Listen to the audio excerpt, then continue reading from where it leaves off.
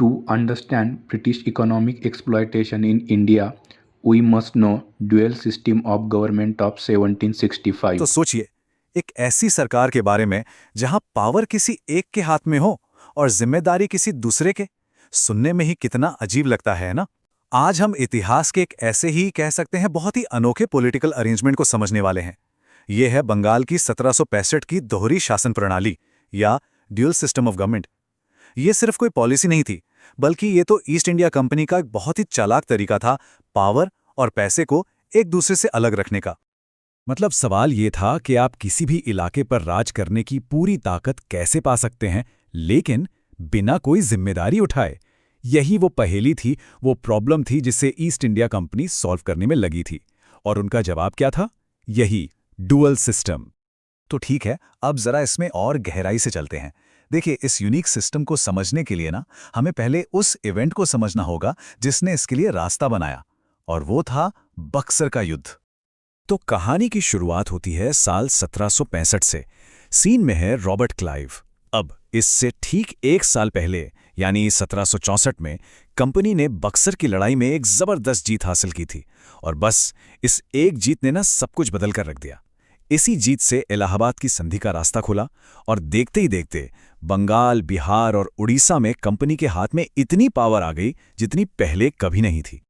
तो इस नई पावर के साथ कंपनी ने किया क्या? उनका सल्यूशन क्या था? बहुत सिंपल।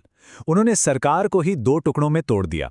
एक हिस्सा जिसके पास थी असली पावर और सारा पैसा, और दूसरा हिस्सा जिसके पास थी सिर्फ नाम की जिम्मेदारियां।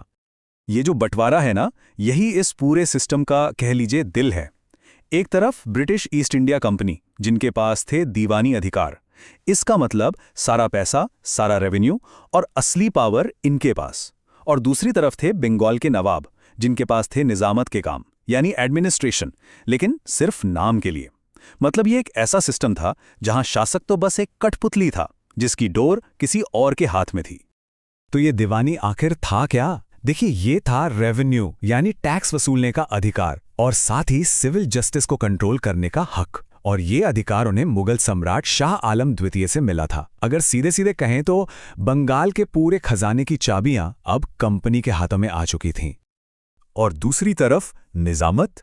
इसका मतलब था शासन चलाने की ड्यूटी, जैसे पुलिस, सिविल और क्रिमिनल एडमिनिस्ट्रेशन की जिम्मेदारी। ये सारे काम बंगाल के नवाब के पास थे। लेकिन यहां एक बहुत बड़ी प्रॉब्लम थी। नवाब के पास इन जिम्मेदारियों को पूरा करने के लिए ना तो पैसा था और ना ही कोई असली अधिकार। तो सवाल यह उठता है कि क्लाइव ने आखिर ऐसा अजीबोगरीब सिस्टम बनाया ही क्यों? देखिए, इसके कई कारण थे। पहला और सबसे बड़ा कारण, कंपनी को सिर्फ रेवेन्यू चाहिए था, जिम्मेदारी का बोझ नहीं। वो एडमिनिस्ट्रेशन के झंझट में पड़ना ही नहीं चाहते थे। दूसरा, वो पर्दे के पीछे रहकर बंगाल की दौलत को कंट्रोल करना चाहते थे, ताकि बाकी यूरोपियन पावर्स जैसे कि फ्रेंच को शक ना हो।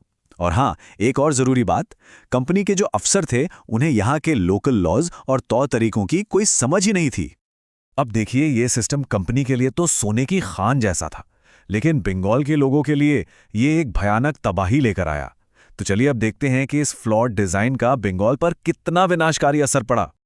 ये एक लाइन इस पूरे सिस्टम की सबसे बड़ी खामी को बता देती है।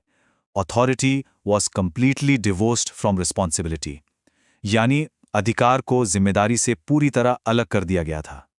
जरा सोचकर देखिए, जब किसी के पास बेहिसाब पावर हो लेकिन जवाबदेही जीरो, तो उसके नतीजे कितने खतरनाक हो सकते हैं। और इस शोषण का स्केल कितना बड़ा था, इसका अंदाजा इस नंबर से लगाइए। सिर्फ 2 साल में 1766 से 1768 के बीच कंपनी ने बंगाल से करीब 5.7 मिलियन पाउंड की दौलत लूटी। ये उस जमाने में एक बहुत बहुत बड़ी रकम थी, जो यहां से सीधे इंग्लैंड जा रही थी। और इसके नतीजे बेहद भयानक। दस्तक यानी जो ट्रेड पासेस होते थे, उनका गलत इस्तेमाल करके लोकल व्यापारियों को तबाह कर दिया गया।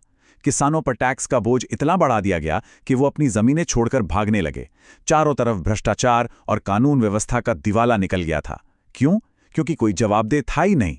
और इन सब का सबसे भयानक नतीजा सामने आया 1770 में एक भयंकर अकाल के रूप में, जिसने बंगाल की करीब 1/3 आबादी को खत्म कर दिया।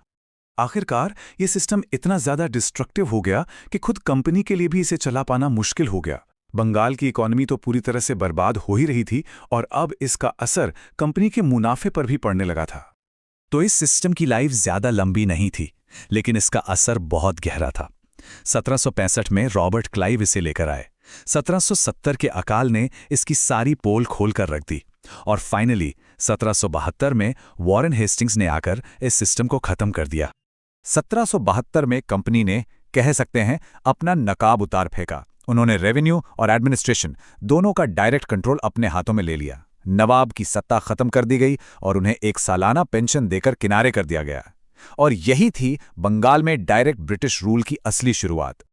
तो सवाल यह है कि आज हम इस सब की बात कर क्यों रहे हैं? ये इतना जरूरी क्यों है? वो इसलिए क्योंकि ये इंडियन हिस्ट्री का एक टर्निंग पॉइंट था।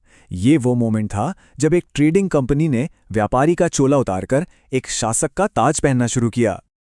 खासकर जो लोग कॉम्पैरेटिव एग्जाम्स की तैयारी कर रहे हैं, उनके लिए कुछ बातें याद रखना बहुत जरूरी है।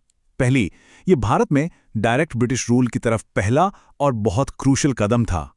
दूसरी, ये बैटल ऑफ बक्सर और कंपनी के फॉर्मल एडमिनिस्ट्रेशन के बीच की सीधी कड़ी है। और तीसरी, ये इस बात का एक टेक्स्ट बुक एग्जाम्पल है कि शुरुआती कॉलोनियल पॉलिसीज कितनी ज्यादा एक्सप्लॉयटेटिव थीं। और आखिर में ये पूरी कहानी हमें एक बहुत बड़े सवाल के साथ छोड़ जाती है कि जब किसी भी सिस्टम को सिर्फ और सिर्फ मैक्सिमम प्रॉफिट के लिए बनाया जाए और उसमें अकाउंटेबिलिटी यानी जवाबदेही बिल्कुल जीरो हो, तो आखिर होता क्या है? बंगाल का जो अनुभव रहा वो इसका एक बहुत ही दर्दनाक जवाब है।